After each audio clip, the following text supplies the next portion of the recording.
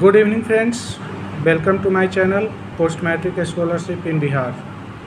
इससे पहले मैंने आपको बहुत सारे वीडियो डाले हैं जिसके रिगार्डिंग आपको कास्ट संचालन और पोस्ट मैट्रिक क्या है इसके बारे में मैंने आपको बताया है।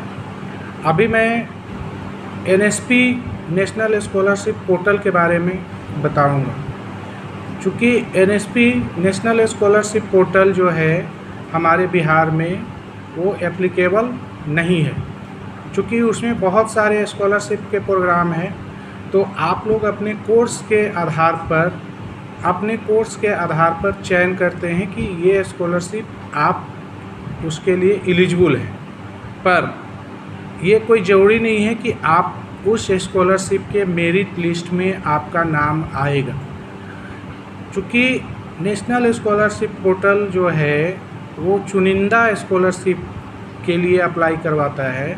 अगर आप उस कोर्स और उस कार्यक्रम के तहत आपने आवेदन किया है तो ये कोई ज़रूरी नहीं है कि आपको सारे बच्चों को वो स्कॉलरशिप प्राप्त होगा।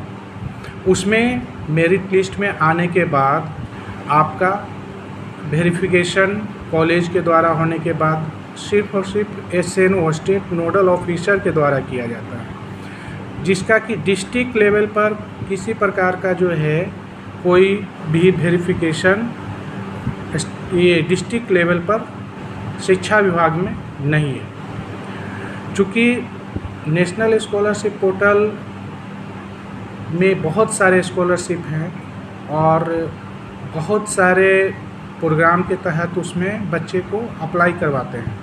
तो उसके अधीन में अगर आप आते हैं तो आपका जो मेरिट में आ गए तो आपको वो स्कॉलरशिप स्वयं प्रदान करेगा।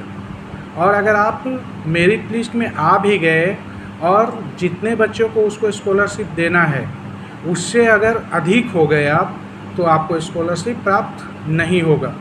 इसलिए बिहार में जो है पोस्ट मैट्रिक स्कॉलरशिप को मानता है। पोस्ट मैट्रिक स्कॉलरशिप में आप जितने भी बच्चे आप लोगों ने अप्लाई किया है उन सभी का अगर सभी डॉक्यूमेंट सही तरह से अपलोड किया जाएगा और सही तरीके से आपने आवेदन किया होगा तो आपको स्कॉलरशिप प्राप्त होगा।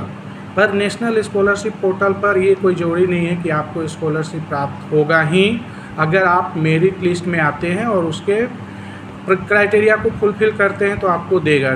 धन्यवाद। इस वीडियो में इतना ही। मेरा वीडियो को लाइक एंड सब्सक्राइब कीजिए ताकि मैं आपको और इससे